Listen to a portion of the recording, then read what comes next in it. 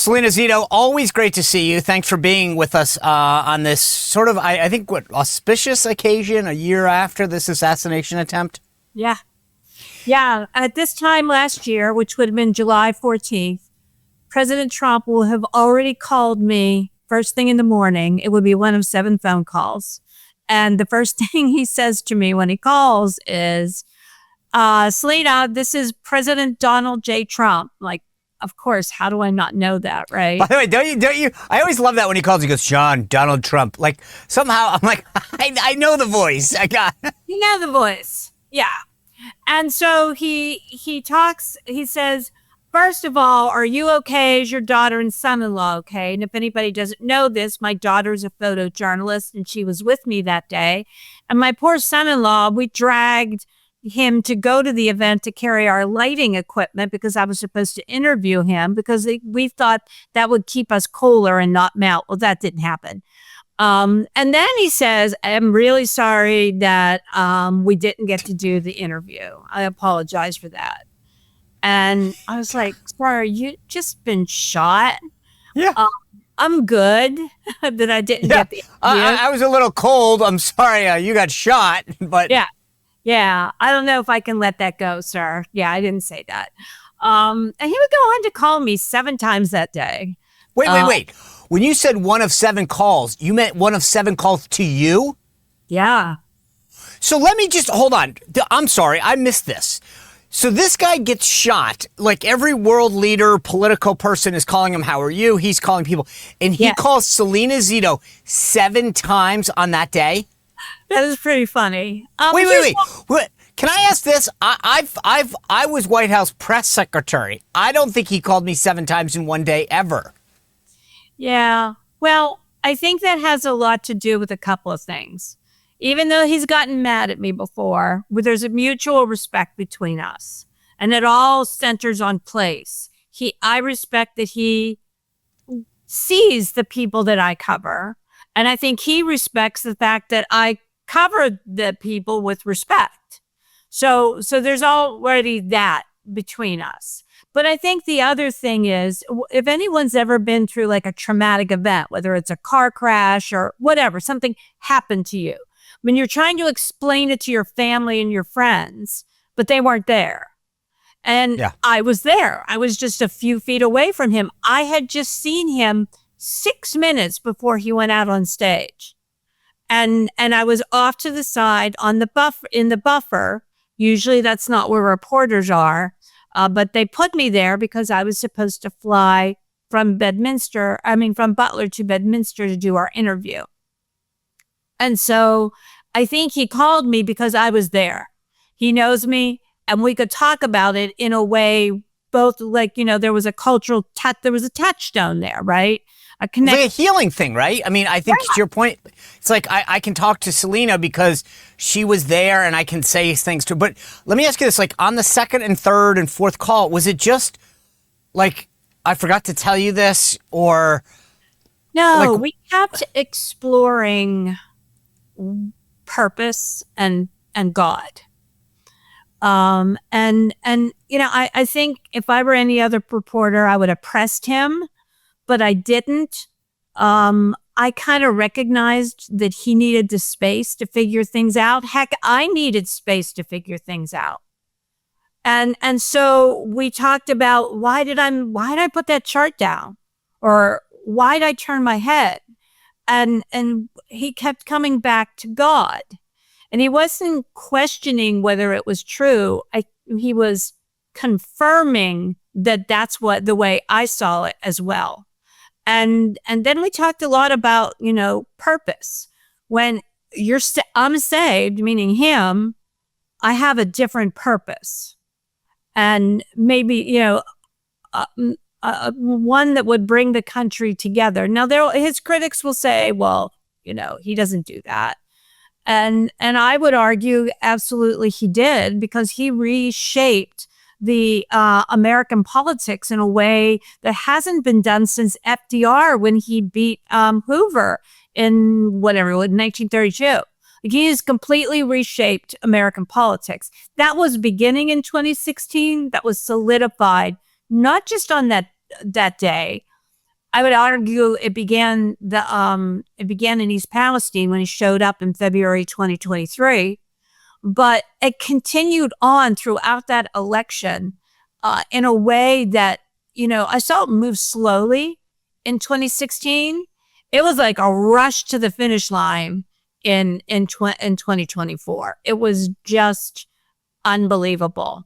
And I've always argued, and I make this case in the story, in the book, that it was not, when President Trump lost in 2020, everyone, among the elites concluded he was a fluke. We're going back to normal.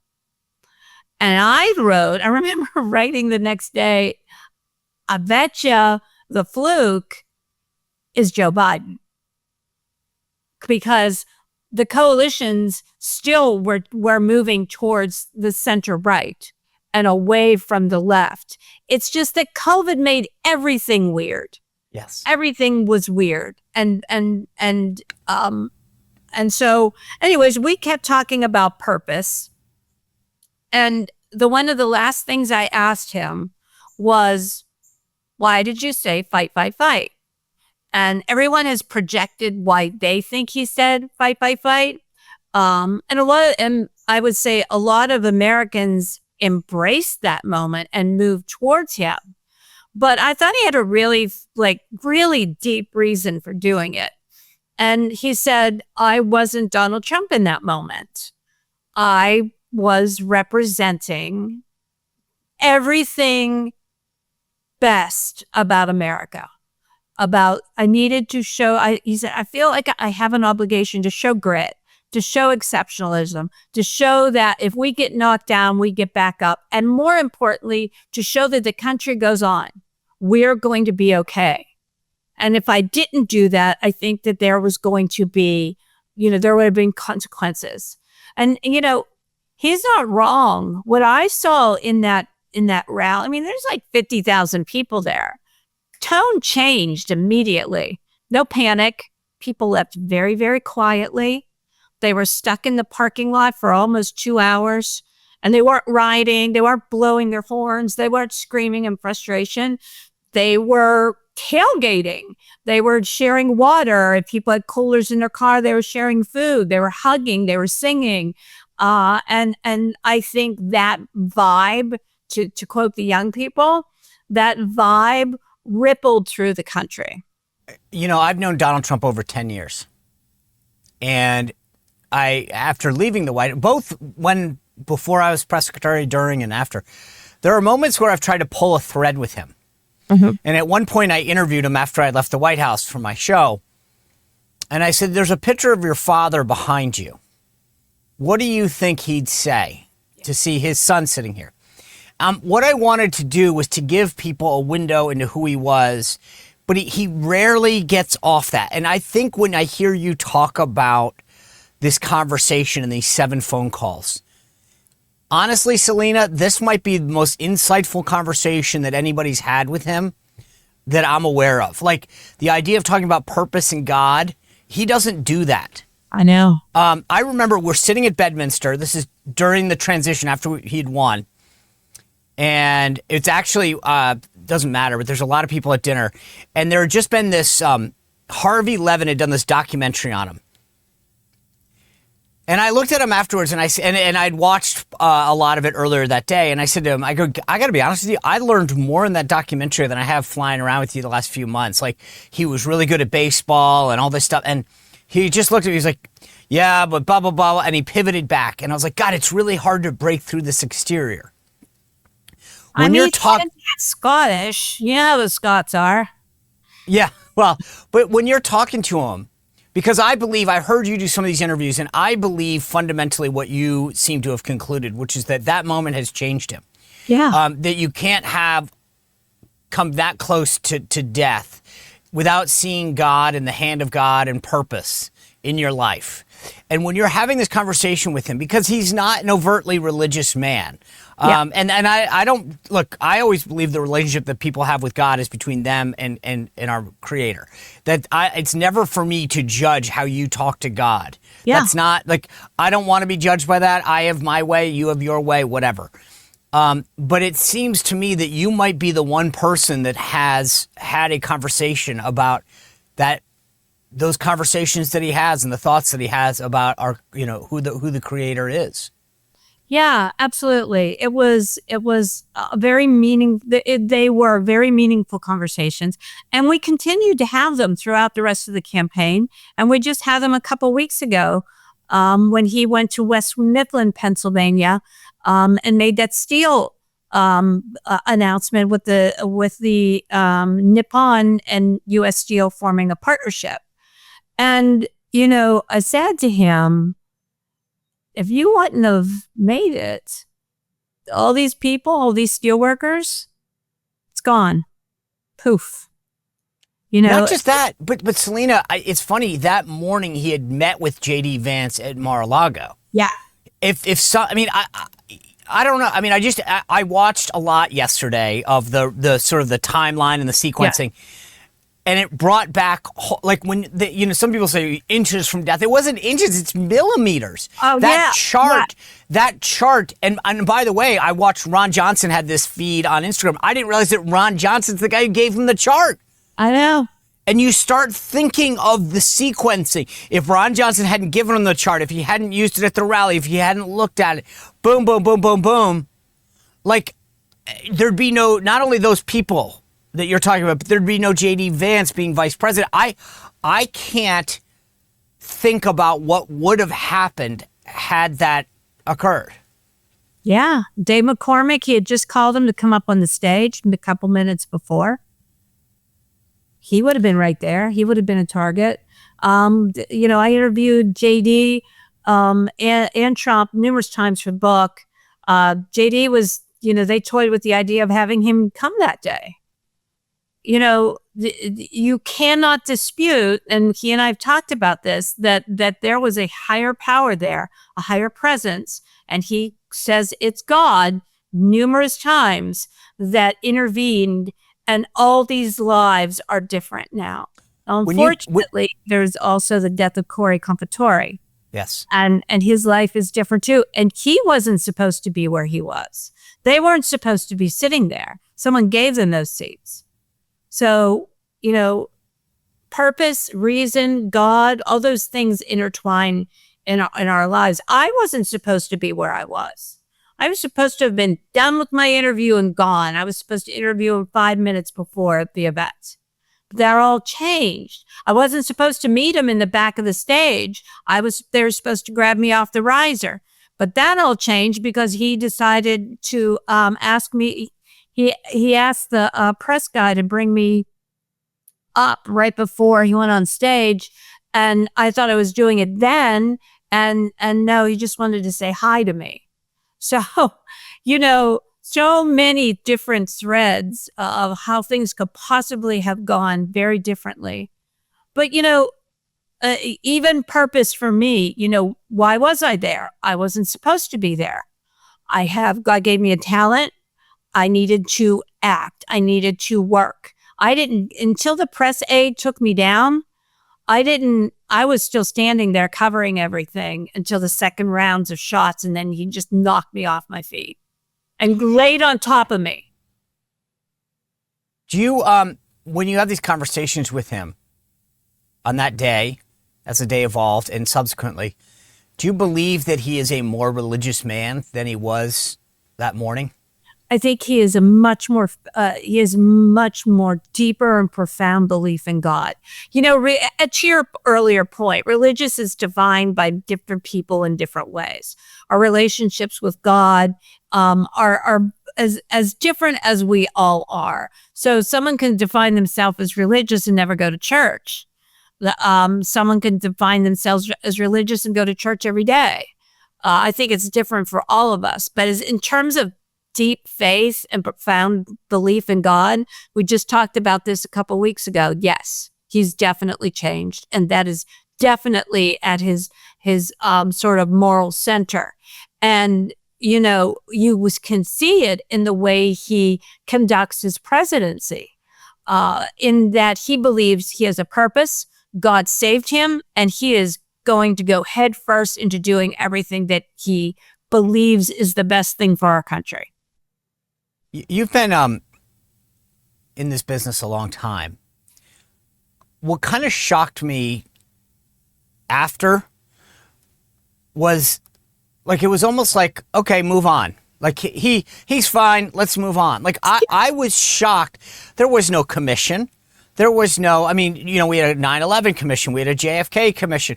We had, like, where's the sense of curiosity? I feel like we're a year out, and this individual who shot him, like, it's like there's still a big question mark. CBS did a whole thing the other day about, like, we still don't know anything about this guy. And his parents kind of have now gone into hiding. Do you share my view that it seems odd that we have sort of just moved on like it was another random Saturday? Yeah, in the immediate aftermath, I think it was 3 or 4 days later, Biden drops out, and my profession just goes to the next shiny object. And it was a pivotal moment for journalism, because the country had not moved on. And they saw that the press had moved on, and it really peeled back their understanding of just what our press, our legacy press is like. And that, my God, this man has been shot, another man died, and you're not attacking this story with the vigor that you would had that person been a Democrat. And so not only was this moment pivotal in American politics in terms of resorting our coalitions, it was also pivotal in the way that people consume news, view the news, and view our institutions. It is completely broken. It was already just hanging by threads. And that's why things, not just throughout the rest of the campaign, but also this year, show that has held as now the standard bearer. But I guess the question, I if we can delve a little further, is why don't we know more a year later about security failures, about the motivations of the shooter? I mean, like, to me, in any other circumstance, we would have had blue ribbon commissions that would have looked into this stuff, and high-profile intelligence individuals would have been called in to lead the effort. Yeah, so I tried to do as best I could in trying to unpack what happened to Thomas Matthew Crooks. He basically, in about December and November of 2023, he went from, while a quiet and introverted young man, still someone that was, his life was going upwards, right? He was working, to pay himself, be able to go through school. He, had great, he had been a very, very good student, very smart kid, just quiet. And something happens that he just starts to be enticed by the dark web. And he moves towards everything, every email, every footprint that he has on social media and email is all encrypted. Can't find it, can't touch it. His family, to your point, they have lawyered up. They're not talking.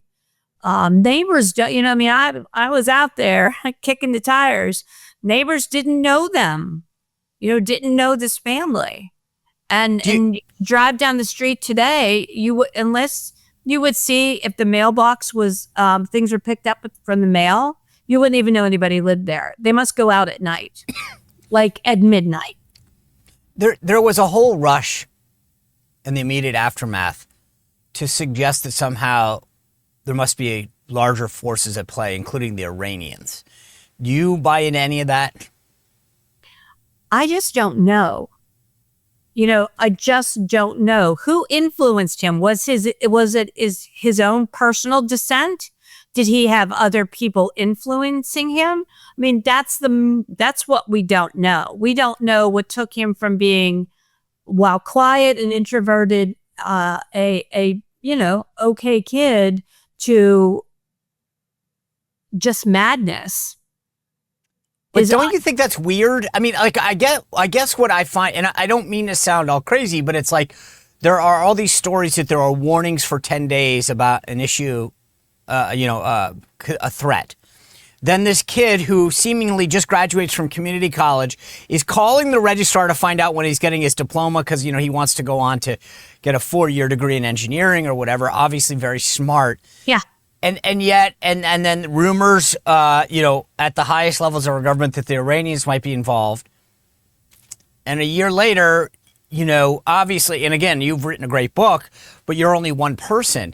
But I'm not even implying, like, it's not I would imagine that, like, again, a congressional committee, a blue ribbon government commission with access to intelligence, like, it's just, to me, that it's weird that there's not a sense of curiosity among top players to be like, hey, what motivated this kid who was seemingly had things going for him, who was bright, to suddenly do this? The intelligence failures are massive. Yeah. And yet we're sitting here going, to your point, like, you can only do so much because of the access that you have and the bandwidth that one person has. I'm just fascinated by the fact that it seems like people are okay with the lack of transparency and information that we've gotten. Well, there was a commission, a task force led by Congressman Mike Kelly, and it was a bipartisan one. But, it was very hard for them to get any there. I know CBS News did get some public information in the last 2 weeks, still records information, still very elusive.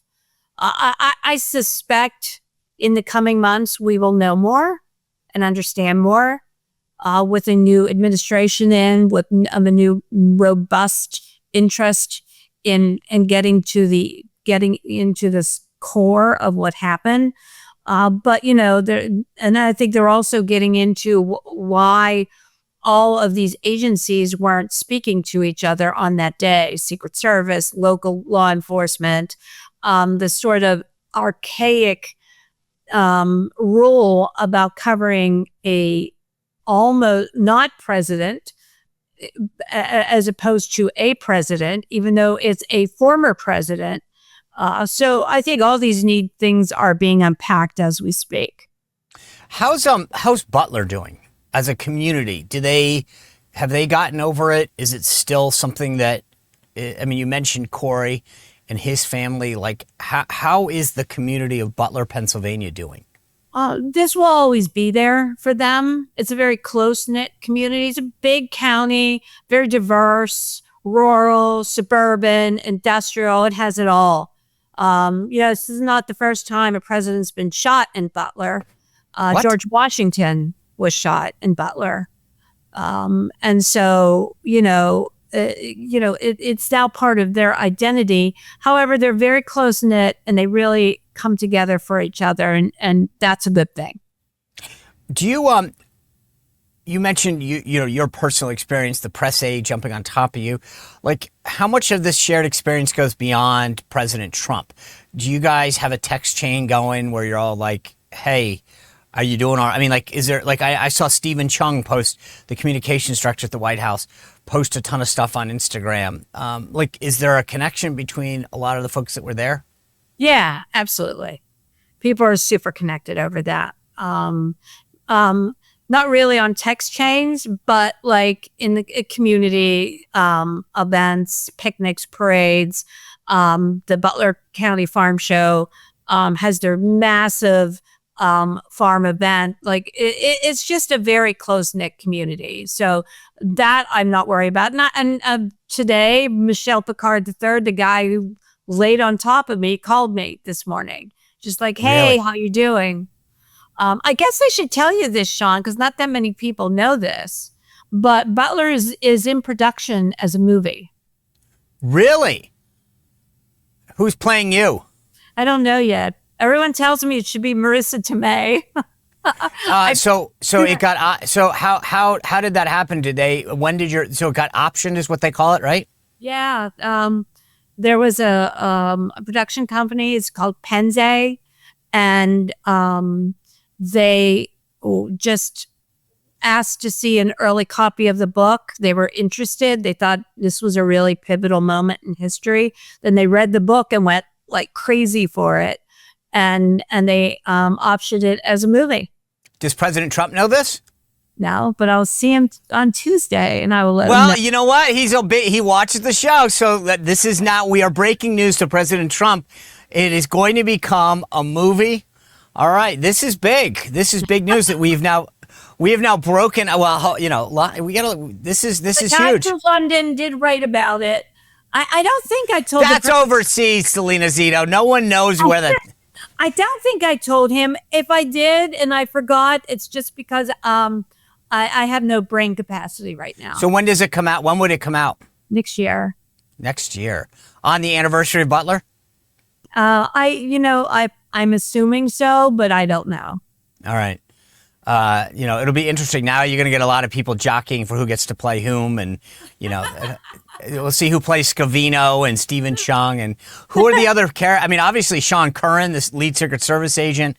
Yeah, he'll get oh wow, this is going to be amazing, and I guarantee you there'll be some kind of big DC premiere that that I won't be invited to probably. I'm hoping I get a ticket. Is that fair? I mean, I get an invite. Yeah. But it's also about, when people read the book, it's also about the people, right? Without the people that I cover, President Trump is not president. But it's also about journalism and the lost art of how you cover American politics. Most of our press is located in D.C. or New York. I mean, I think what gave me a good feel for understanding things is I'm located in Western PA. I don't fly. I don't take the interstate or the turnpike. I only take the back roads, and it gives me a front door look. Literally, I'm at people's front doors in understanding what's going on in the country. Yeah, well, you've got a great book before Butler that you wrote about understanding these Trump voters. I mean, I know you've been someone who's had your finger on the pulse of this for a long time.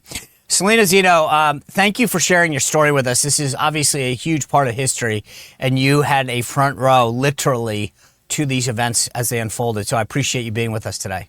Oh, my goodness. Thank you so much for having me, Sean. You bet.